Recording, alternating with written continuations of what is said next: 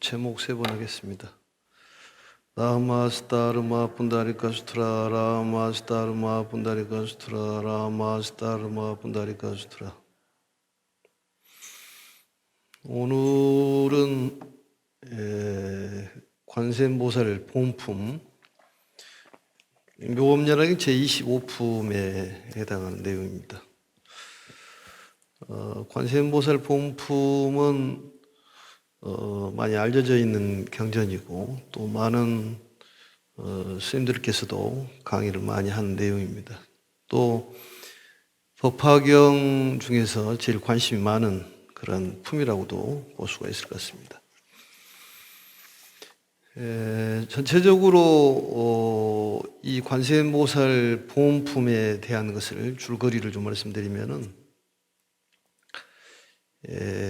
야광보살 본사품에서는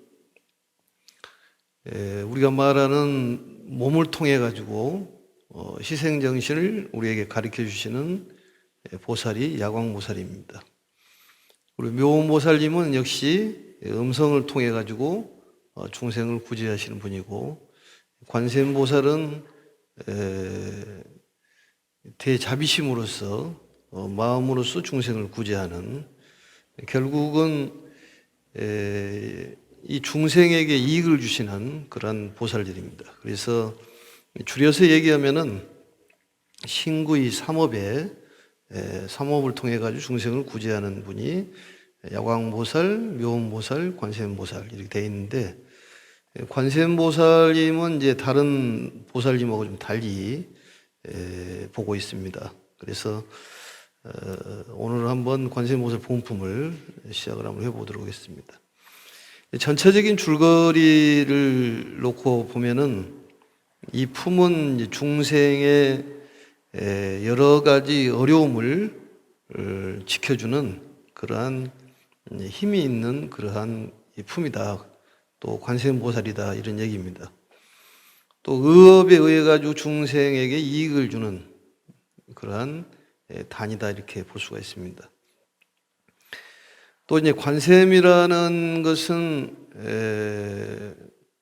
아바로키 데슈바라 이렇게 얘기를 하는데, 바로 아바로키 데슈바라의 그 보살의 그 공덕에 대한, 또 이름의 유래에 대한 내용들이 나와 있는 내용인데요. 여기서 보시면은 그 관을 하는, 우리가 말해서 능관, 소관 그러는데, 이 관을 하는 그 대상과 주체가 있는데, 바로 대상이 세상의 소리, 10법계에 계시는 중생들이 바로 이제 대상이 될 수 있다, 이렇게 볼 수가 있습니다. 그래서 이 세음이라는 것은 세상의 소리를 얘기하는데, 중생의 구업을 통해 가지고 그 감흥이 오는 그러한 보살이다, 이렇게 볼 수가 있습니다. 그리고 이제 관세음보살 본품이라는 그 이름이 만들어지게 된 것은 813페이지를 가면은 제일 마지막 품이 나오는데, 그 마지막 줄에 813페이지 한번 갔다 오시겠습니다. 제일 아래쪽에 보시면은 세존이시여, 만일 어떤 중생이 이 관세음보살 본품에 자제하신 행동으로 여러 모습으로 나타내 보이신 신통력을 들은 이가 있다면 이 사람은 공덕이 적지 아니함을 알겠나이다. 그 왼쪽에 보시면 세존이시여, 야규중생이 문시 관세음보살 품 자제 지업과 보문시연 신통력자, 이와 같은 사람은 공덕이 적지 않다고 볼 수가 있겠습니다. 이 보문시연이라는 것이 나오죠. 신통력자라든지, 여기에 근거를 해서 이름이 관세음보살 본품이 만들어졌습니다. 그래서 이 내용을 이제 그 간략하게 줄거리를 말씀드리면은, 이 25장의 이 관세음보살 본품은 알려지기를 우리가 이제 관음경이라고 이렇게 알려져 있습니다. 그래서 조금 전에 얘기했듯이 아바로키 데슈바라의 보살의 공덕을 여러 가지 구체적인 사례를 들어가지고 설한 그런 내용이다. 또 이제 여기서 보면은 보문시언이라는 것이 나오는데, 보문시언이라는 것은 여러 방향에서 몸을 나타낸다는 그런 뜻을 갖고 있습니다. 이제 보문이라는 말은 이제 보라는 것은 널리 두루두루 한다. 문이란 말은 이제 무장무예인데 그 걸림이 없이 두루두루 하는 것을 보문이라고 얘기하고, 그렇게 걸림없이 두루두루 나타나 보이시는 것을 보문시언이라고 그렇게 얘기를 합니다. 그래서 여러 가지 모습으로 나타낸다는 것은 이제 묘음보살품에서도 일체색신삼매라는 것이 나왔죠. 34가지의 신체 시연을 통해 가지고 중생을 구제하는 묘음보살님. 여기서도 역시 마찬가지로 일체색신삼매 또 보현삼매와 같은 그러한 내용이라고 볼 수가 있습니다. 그래서 관세음보살님은 33가지의 신체를 나타내 가지고 그 중생의 근기에 맞춰서 능력에 알맞게 나타나 가지고 중생을 이제 구제하는 그러한 보살이 이제 아바로키 데슈바라 보살이다, 이렇게 볼 수가 있습니다. 그리고 이제 이 보문품에서는 이제 무진이 보살이 등장을 합니다. 무진이 보살이라는 것은 이 다함이 없는 의사를 가진 사람이다. 다함이 없는 의사를 가지는 사람이다. 그래서 이 무진이 보살이 아바로키 데슈바라의 이름에 대해서, 다시 말하면은 관세음보살님의 이름에 대한 유래에 대해서 질문을 합니다. 그래서 부처님께서 이에 이제 답을 해서 관세음보살님의 공덕을 설에서 이제 밝히는 것이 이제 줄거리로 되어 있고, 그 내용을 이제 간단하게 보시면은 선남자의 만일 한량 없는 백천만억 중생이 여러 가지 고뇌를 받는다고 하더라도 이 관세음보살의 공덕을 위대함을 듣고 일심으로 이름을 마음으로 부른다면 관세음보살이 그 음성을 듣고 그 실상을 뚜렷이 깨트려 보아 괴로움에서 벗어나게 해주기 계시다. 개득해탈이란 말이 나오죠, 거기 보면은. 그래서 이러한 갖가지 고뇌를 받고 있는 중생이 이 관세음보살을 입으로 부르는 것이 아니라 일심으로, 마음으로. 일심이라는 것은 한 마음을 얘기하는 것이고, 다심이라는 것은 여러 가지 마음을 얘기하는 것입니다. 여러 가지의 마음으로 이제 불렀을 때는 그게 관세음보살님께서 대답이 없으시다, 이렇게 볼 수가 있습니다. 그래서 이 관세음보살님께서 그 음성을 꿰뚫어 보고 중생의 괴로움을 전부 해결해 주시는 그런 분이 관세음이라고 이름을 부르게 됐다, 그런 얘기입니다. 그리고 이제 여기서 말하는 이 7가지의 칠난을 구제하는 것을 구체적으로 이제 말씀하신 내용이 있죠. 거기에 보시면은 환난이라고 해서 그 불 속에서 빠져나올 수 있는 그런 공덕이 있다. 두 번째는 순환이라고 해서 그 강에 떠내려가더라 하더라도 얕은 곳에 닿을 수 있는 그런 가피를 입을 수 있는 그런 중생의 공덕이 된다, 이런 얘기입니다. 또 세 번째는 풍난, 폭풍우를 얘기하는 것인데, 그래서 우리 여기서 말하는 화재, 수재, 풍재, 이걸 삼재라고 얘기합니다만, 그래서 이러한 이 3가지 재앙에서 우리가 벗어날 수가 있다. 그렇기 때문에 관세음보살님을 불러야 한다, 그런 얘기입니다. 또 4번째는 이제 도장난이라고 해서 칼도자입니다. 몽둥이 장자. 그래서 그 처형을 당한다든지 사형을 집행됐을 때 이 관세음보살을 부르면은 거기에서 조각조각 이 몽둥이라든지 칼이 부서져서 벗어날 수가 있다. 이제 다섯 번째는 나찰란을 얘기합니다. 나찰이라는 것은 흡혈귀를 얘기하는 것이죠. 야차는 식인귀라고 그러고, 알기 쉽게 얘기하면은 이제 나찰은 그 여자 나찰은 굉장히 미인이고, 또 남자는 그 취향이 아주 험상궂게 생겼다고 그럽니다. 보지는 못했습니다만.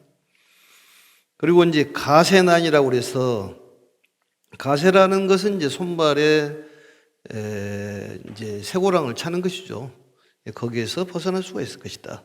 일곱 번째는 원적, 원수라든지 도적들로부터 벗어날 수가 있다. 그래서 이것을 칠란이라고 그렇게 얘기를 합니다. 칠란. 그 다음에 이제 보시면은 삼독에 대한 얘기가 먼저 나옵니다. 칠란도 나오고 삼독. 삼독이라는 것은 탐진치, 삼독을 얘기하는 것인데, 탐냄과 성냄과 어리석음에 삼독을 없앨 수가 있다. 관세음보살을 부름으로써. 또 내지는 관세음보살에게 예배 공양함으로 인해 가지고 이러한 것을 벗어날 수가 있다. 이런 얘기입니다. 그래서 이 칠란 삼독에서 벗어날 수가 있다. 여기에 대한 내용이 나오고 있습니다. 그래서 이 칠란 삼독이라는 것은 결국은 몸으로 예배 공덕을 쌓으면은, 예배 공양을 하면 복덕이 생기고, 일심으로 측명을 하면은 칠란을 벗어날 수가 있고, 또 마음으로 상념 공경하면은 삼독이 제거된다고 그랬습니다. 이 상념이란 말은 항상 생각한다는 그런 얘기인데, 그 항상 생각이 머물러 있고 끊어지지 않는 그러한 생각을 상념이라고 그렇게 얘기합니다. 그러니까 자나깨나 이 관세음보살님을 생각하고 있는 그런 마음, 그게 상념이라고 얘기를 합니다. 그래서 이와 같이 이제 부처님께서는 구체적으로 관세음보살님에 대한 갖가지 공덕을 설하신 후에 총괄적으로 이제 무진이 보살에게 이 관세음보살의 이름을 마음에 깊이 기억을 하면은 이와 같은 한량이 없고 과이 없는 복덕을 얻을 것이라고 말씀하시고, 또한 이제 이 33가지의 신체 시연에 대한 말씀이 그 다음에 이루어집니다. 그리고 이제 관세음보살님이라는 분에 대한 그 관세음보살님을 우리가 어떤 각도로 그 믿음을 갖고 그 보살님에 대해서 생각을 해야 될 것이냐, 이건 대단히 이제 중요한 내용입니다. 이제 관세음보살이라는 것은 이제 우리가 전체적으로 보면 보살이라는 것은 유정각, 각유정 또 이렇게 얘기를 하는데, 그 보살은 받는 것보다도 주는 데 익숙하다 그런 얘기입니다. 중간 역할을 하는 것이죠. 그래서 무진이 보살이 관세음 보살님께 진주 목걸이를, 진보 영락을 보배를 드리니까 그 관세음 보살님께서 받지를 않지 않습니까? 그리고 재차 또 드리니까 이 석가모니 부처님께서 그 진주 보배 영락을 받아라. 그래서 받아가지고 바로 다보 부처님과 석가모니 부처님, 다보 불탑과 석가모니 부처님께 그것을 다시 올리지 않습니까? 그 얘기는 중간 역할이다 그런 얘기입니다. 중간 역할을 하기 때문에 우리 이 중생하고 부처님을 연결시켜주는 그런 역할을 하신 분이다. 또 관세음보살이라는 분은 천수천안 대비경에 보면은 정법명왕열애라는 부처님으로 계시다가 중생을 제도하기 위해서 이 보살로 그 단계를 내려와 가지고 중생을 구제하는 일에 전력 투구를 하셨다. 그런 내용들이 나옵니다. 그러니까 관세음보살님이 부처님으로 계시다가 보살로 화연을 하셔가지고 중생을 구제하는 데 힘을 썼다. 대단히 중요한 얘기인데, 또 관세음보살님이 33가지의 모습으로 화연을 하셨다. 중생을 구제하기 위해서. 그렇다면은 부처님께서 관세음보살님을 화연하시고 관세음보살님이 또 많은 33가지의 모습으로 화연했다면은 결국은 하나다 그런 얘기입니다. 부처님과 관세음보살님과 이 모든 33시연 내에 나타나는 그러한 분들이 전부 하나라고 볼 수 있지 않습니까? 그렇다면 관세음보살님의 그 보살님을 우리가 말하는 신앙의 대상으로 생각을 한다면 그 화연도 역시 신앙의 대상이 된다 그런 얘기입니다. 그런다면 마치 성품을 놓고 얘기한다면 부처님의 화연이 관세음보살이고 관세음보살의 화연이 33시연이라면 모든 것이 성품으로 본다면 다 부처가 아닌 것이 없겠죠, 그게. 그래서 모든 건 한마음이다 그런 얘기예요. 근데 내가 거기에 관세음보살님을 일심으로 불렀을 때 내 마음속에 있는 관세음보살이 개연되고 발현됐을 때 모든 속박에서 벗어날 수가 있다 그런 얘기입니다. 왜냐하면 속박은 외부적으로 오는 것이 아니라 내 마음속에서 오기 때문에 관세음보살을 통해 가지고 그 관세음보살을 부름으로써 일심으로 부르면서 그 관세음보살님의 깊은 대자비심이 내 마음속에 녹아 스며들었을 때는 모든 것이 해결된다 그런 얘기죠. 그러니까 그 부분에 대해서 생각을 깊이 해봐야 됩니다. 우리는 오랫동안 어떤 것에 사로잡히면 거기에서 벗어나지를 못합니다. 새로운 것을 보지를 못한다 그런 얘기죠. 너무 익숙해져 있기 때문에 그렇다는 거예요.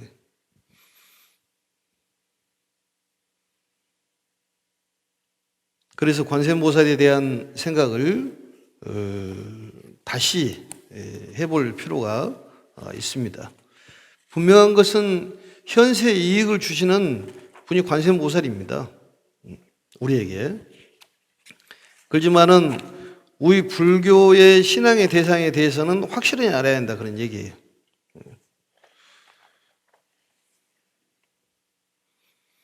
뭐 지장보살도 계시고 또 문수보현도 계시고 많은 분이 계시죠.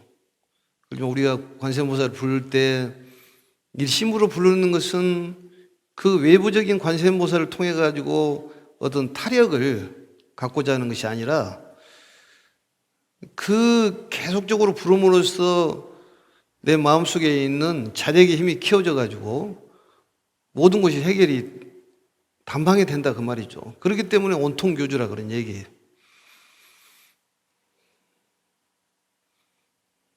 보문시연이란 말도 역시 마찬가지고 그걸 우리가 깊이 좀 생각을 해볼 필요가 있습니다.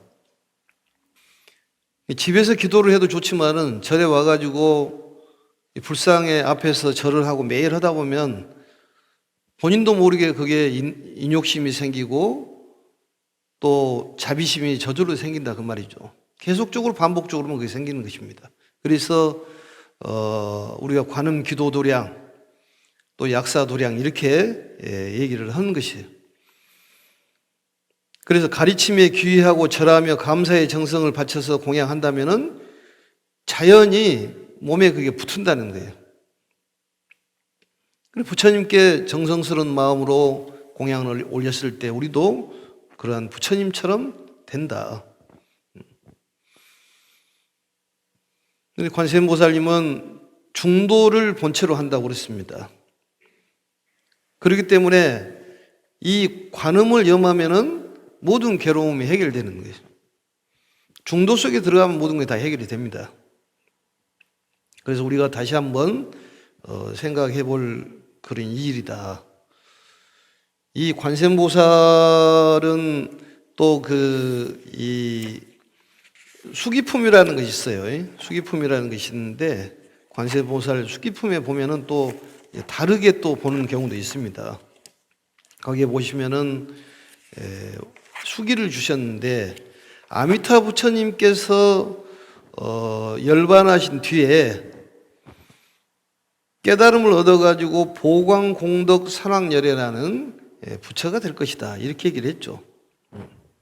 그러니까 이미 된 부처가 있고 될 부처가 있는데 우리가 관세음보살님은 된 부처라 그러더라도 현실적으로 우리에게 나타난 분은 관세음보살이라 그런 얘기입니다. 보살은 중간 역할을 하는 거예요.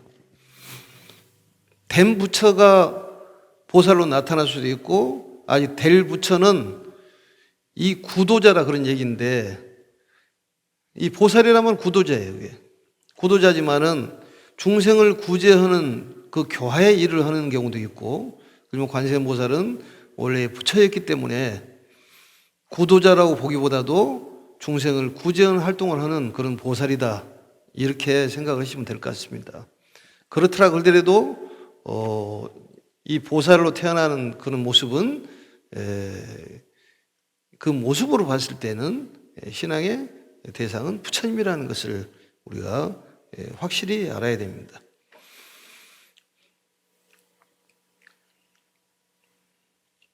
그래서 그것을 여러 가지 모습으로 태어나는 것을 오린청강, 그렇게 얘기를 하는 것이죠. 오린청강이라는 말은 이 달이 그 달 모양에 따라서 여러 가지 모습으로 비친다. 청강유수 청강오리라고 그렇게 얘기하지 않습니까?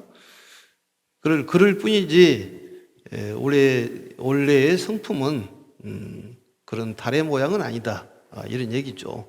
그리고 법신이라는 것은 이 진리의 가르침을 주시는 분을 법신보살, 법신부처님 이렇게 얘기합니다.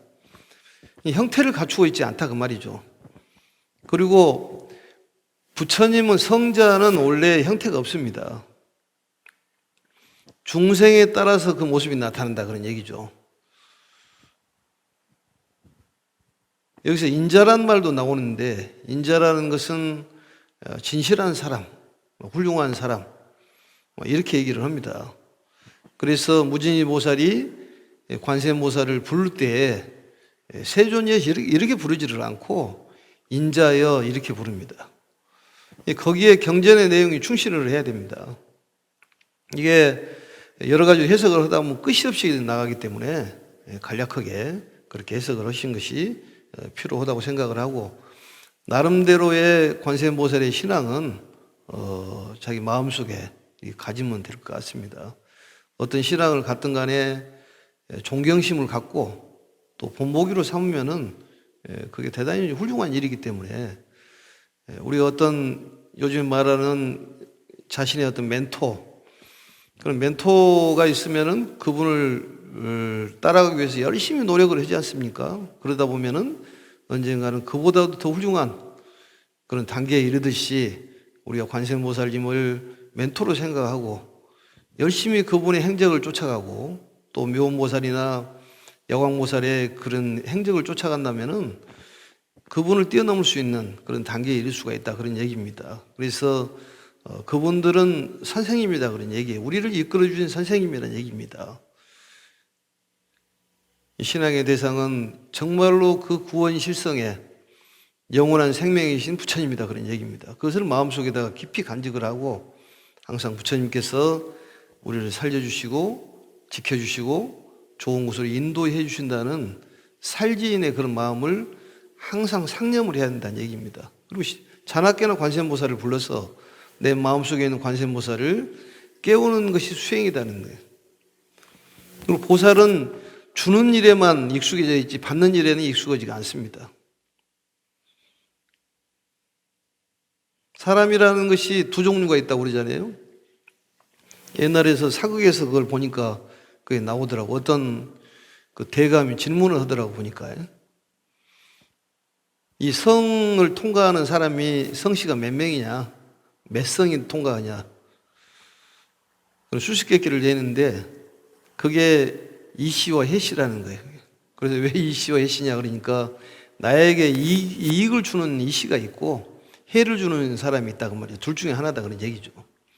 간략하게 얘기하면. 근데 우리가 사람들이 살아가면서 두 종류가 있는데 명예를 위해서 쫓아가는 사람이 있고 재물을 위해서 쫓아가는 사람이 있습니다. 그러니까 우리가 밖에 나갈 때 화장을 하고 가는 것도 역시 남에게 귀함을 얻기 위해서 그러는 것이 천함을 얻기 위해서 그런 것은 아닙니다. 그렇지 않습니까? 또 재물을 위해서 우리가 열심히 용맹정진해 나가요. 그게 우리의 삶이 그거예요. 언제 죽을지도 모르고 정신없이 나갑니다. 근데 우리가 법화경을 공부하면서 우리 마음을 다시 한번 돌이켜보고 인과의 가르침을 깨달은다면은 모든 걸 받아들일 수 있는 그런 수용의 마음을 가질 수가 있지 않냐. 또 우리가 가만히 생각해 보면은 우리는 받으려고만 생각하지 주려고는 생각하지 않습니다. 주는 것에 기뻐하지 않고 받는 것에 기뻐하는 것에 익숙해져 있어요. 좋은 말을 해주기보다도 좋은 말을 듣는 것에 더 기쁨을 찾는다 그 말이죠. 그렇지 않습니까? 왜 그걸 아냐면 내가 그러니까 한다 그 말이죠. 나도 그래요 그게. 나에게 안 좋은 소리 하면 기분이 나쁘잖아요. 근데 부처님 가르침을 배우면은 아 이것도 인과의 소치구나. 내가 받아들이자 이렇게 생각하면은 세상에 편하고 또 관세음보살처럼 그런 마음을 갖게 된다 그런 얘기죠. 그게 바로 관세음보살의 가르침이에요. 그래서 바로 관세음보살이 부처님하고 연결을 시켜주지 않습니까? 그러니까 이 세상이라는 건 하나라는 것을 가르쳐 줬잖아요. 여러 실력품에서 그 얘기하듯이 전부 한 마음이라 그런 얘기입니다. 너 나 할 것 없이 하나인데 전부 쪼개져 있다는 거예요. 그리고 지금 시연에 대한 얘기가 요즘에 보면은 인공지능 그 로봇들이 많이 나와가지고 스님도 100군데 가서 강의를 할 수가 있다니 1000군데 가서 강의를 할 수가 있다는 거예요. 스님보다도 더 기억력이 좋아져가지고 얼마든지 훌륭한 얘기를 대화를 할 수가 있다는 것이죠. 그게 현실적으로 나타났지 않습니까? 이제는 방황하지 말고 확고한 그런 마음을 갖고 부처님의 가르침에 물러서지 않는 그런 마음이 필요합니다.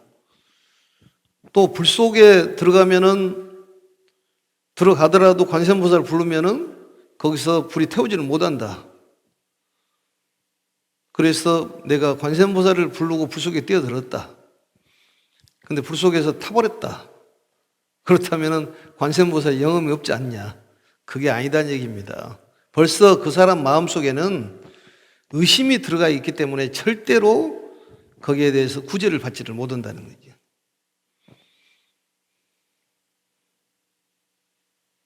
시험을 하는 것 아니겠어요? 관세음보살은 시험하는 것 아니야. 과연 내가 부르면은 구제해 주려고 모르겠다. 물속에 한번 빠지면은 물속에서 구제해 주려고 모르겠다. 근데 불러도 대답이 없더라. 영험이 없지 않냐? 그게 아니다 그런 얘기입니다. 그 사람은 이미 믿음이 없는 사람이기 때문에 이미 관세음보살이 미리 알고 해결이 안 된다는 것이죠. 그걸 알아야 되는 거예요. 그러니까 끝까지 믿어야 된다는 얘기입니다.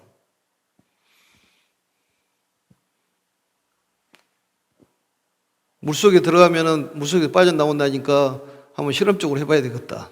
절대 안 됩니다. 그것은. 천하 없어도. 그 마음 자체가 의심이 많은 사람이 되겠습니까? 그게? 진실한 마음을 믿고 경전 내용을 나라고 생각하고 받아들여야겠잖아요. 관세음보살님이 나다. 야광보살님이 나다.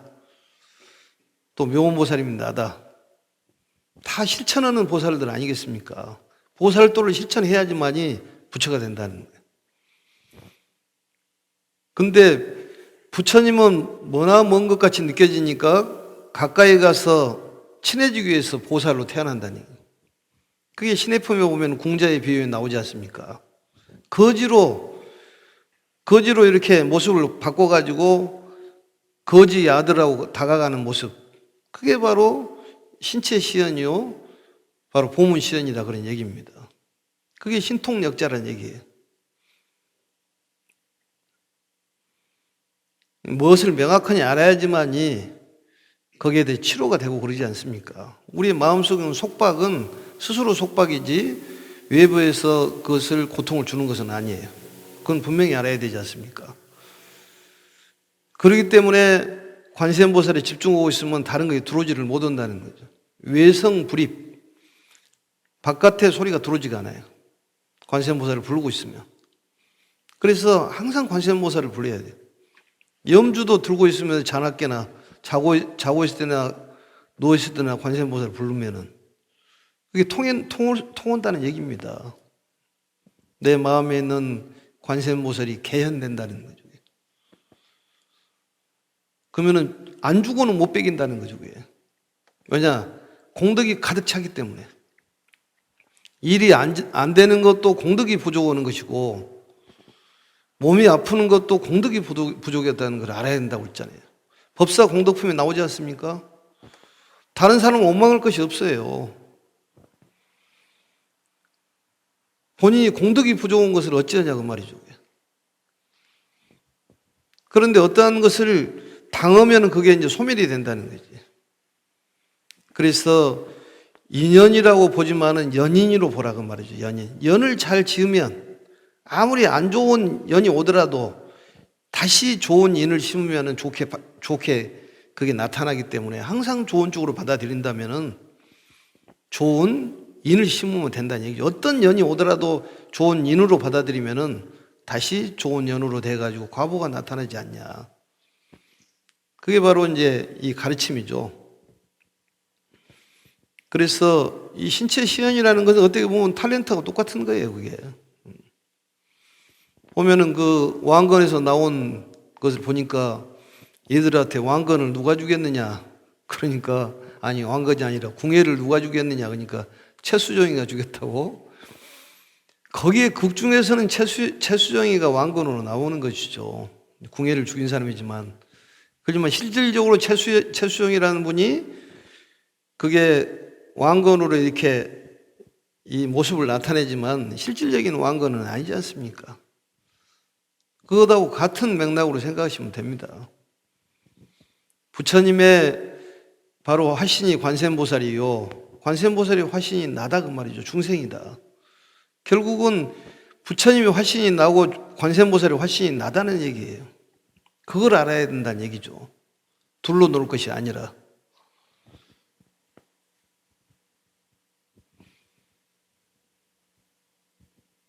그래서 이 상을 여러 가지로 나타내는 것을 바로 이제 구상화라고 그렇게 얘기합니다. 그래서 그 모습이 중요하지는 않다. 뭐 행동이라든지 그 행위가 중요한 것이지 모습이 중요한 것은 아니지 않습니까? 사람이라고 하더라도 그 행동이라든지 이런 것들이 잘못되면은 금수만타도 못하다고 그런 얘기를 하잖아요. 근데 관세음보살이 옆에 있어도 우리는 눈이 어둡고 귀가 어둡기 때문에 못 보고 못 듣는다 그런 얘기예요. 그게 문제라는 거죠. 또 관세음보살님을 소리만 들어도 우리의 마음에서 감동이 오는 그런 마음을 가져야 된다는 얘기예요. 어떤 나에게 감동을 주는 분을 이름만 들어도 그 이름만 들어도 막 감동이 오지 않습니까? 그 옛날 생각이 새록새록 나지 않습니까? 그런 것처럼 관세음보살의 믿음 또 부처님에 대한 믿음이 강해야 된다 그런 얘기입니다. 그래서 거기에 생각을 두고 이제 공부를 해야지만이 공부의 발전이 있다 이렇게 보시면 됩니다.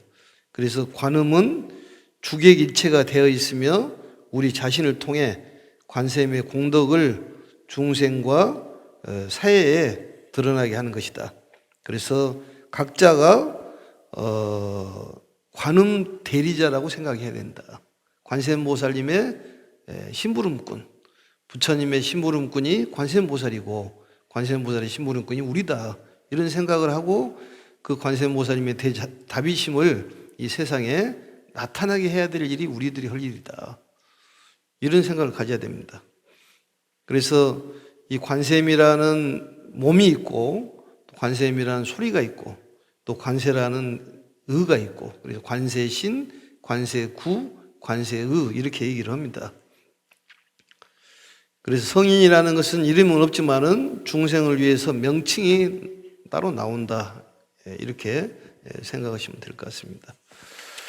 여러 가지 얘기를 많이 했습니다. 다시 한번 얘기하면은 이 관세음보살을 일심으로 측명을 했을 때 관세음보살이 그 음성을 음성을 보고 모든 수제 고뇌에서 개득해탈해 주신 분이 관세음보살이다. 그래서 관세음보살을 자나깨나 우리가 불러서 우리 마음속에 이 관세음보살이 개연이 된다면은 이 세상이 자비로 가득할 것이다. 그러면 이 세상은 평화가 오게 돼 있습니다. 그래서 전달하고 계속 전달하다 보면은 이 세상이 밝아질 수밖에 없지 않습니까? 사경하는 것도 마찬가지죠. 그리고 기도라는 것은 갑작스럽게 해서는 안 되고 꾸준하게 해야 한다 그런 얘기입니다. 꾸준하게. 또 절에 가서 매일 가가지고 3배씩만 하고 와도 사람이 달라진다는 거예요. 사람이 달라진다. 가능한 한 절에서 기도를 해야 됩니다. 처처가 법당이고 사사가 불공이다 글지언정 요즘 절이 자꾸 없어지지 않습니까? 스님들도 없어지지 않습니까? 이 세상에 관세음보살이 출현을 하면은 많이 늘어나는 거예요. 훌륭한 스님이 한번 나타나면은 불자들이 많이 늘어나잖아요. 실천 얘기라는 게 중요한 거예요. 세상을 살리고 중생을 살리는 일에 우리가 앞장서야 한다 그런 얘기입니다. 부처님의 열애사로서 심부름꾼으로서 우리 마음속에 있는 관세음보살을 깨워야 한다는 얘기예요. 내 마음속에 관세음보살이 있는 줄 모르는 것을 어리석다고 그래요. 그게 무명이라고 그럽니다. 아는 걸 지혜가 있다고 그래요. 그래서 우리 마음속에 관세음보살이 계시기 때문에 그 관세음보살을 깨우는 일을 하는 것을 바로 깨달았다고 그렇게 얘기를 하는 거예요. 그래서 그러한 일을 실천하면은 우리는 부처의 길로 간다 그런 얘기죠.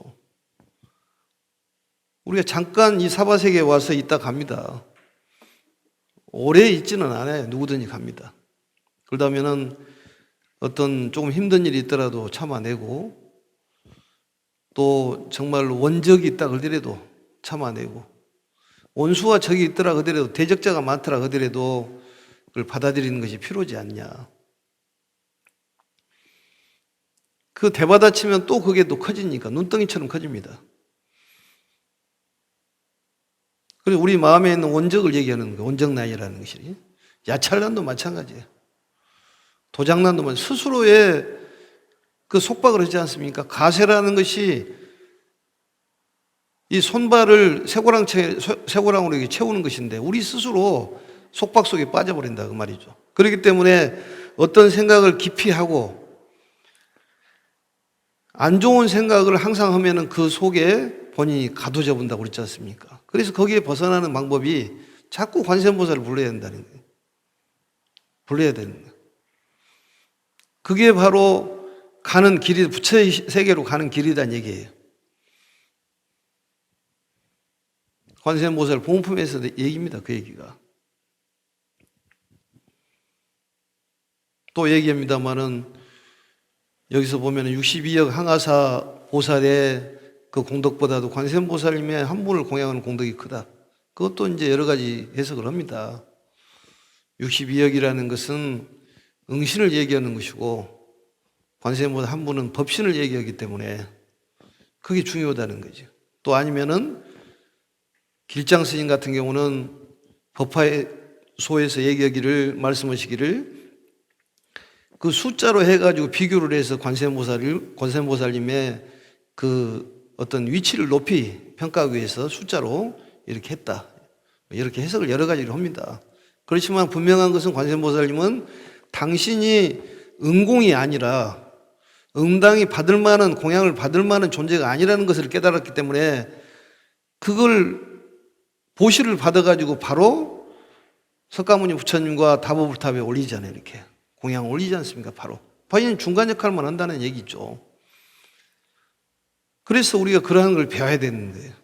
그래서 모든 공덕의 덕분은 부처님이라고 이렇게 얘기를 해야 된다는 것이죠. 누구 덕분이 아니라 부처님의 덕분입니다. 이게 바로 관세음보살님의 그 사고방식이에요. 사상이에요. 그게.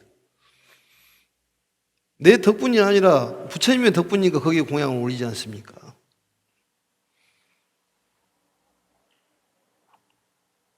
그래서 자나깨나 몸으로 예배 공양을 하면 복덕이 구족이 되고 일심으로 치면 칠단이 해결되고 상념 공경을 하면은 삼독이 해결된다고 그랬으니까 일심으로 계속 불러야 되는 거예요. 자나깨나 염주를 돌리면서 관세음보살. 그 마음에 있는 그걸 깨워야 된다니까요. 그러니까 꼭 입으로 하지 않더라 하더라도 마음으로 하는 그 공덕이 큽니다. 관세음보살은. 그래서 관이라는 것은 보는 것이고 세음이라는 세상의 소리야. 10법계의 소리를 관하는 보살이 그 관세음보살이다 그 말이죠. 안팎으로 보는 보살이 관세음보살이다. 우리가 그걸 깨닫고 그렇게 된다면은 우리가 현세의 이익을 받고 모든 일이 잘 이루어질 거라고 생각합니다. 이렇게 해서 개략적으로 줄거리를 맞추고 다음 시간에 또 이어서 하겠습니다. 제목 3번 하고 마치겠습니다. 나마스타르마 분다리카 수트라 라마스타르마 분다리카 수트라 라마스타르마 분다리카 수트라. 수고하셨습니다.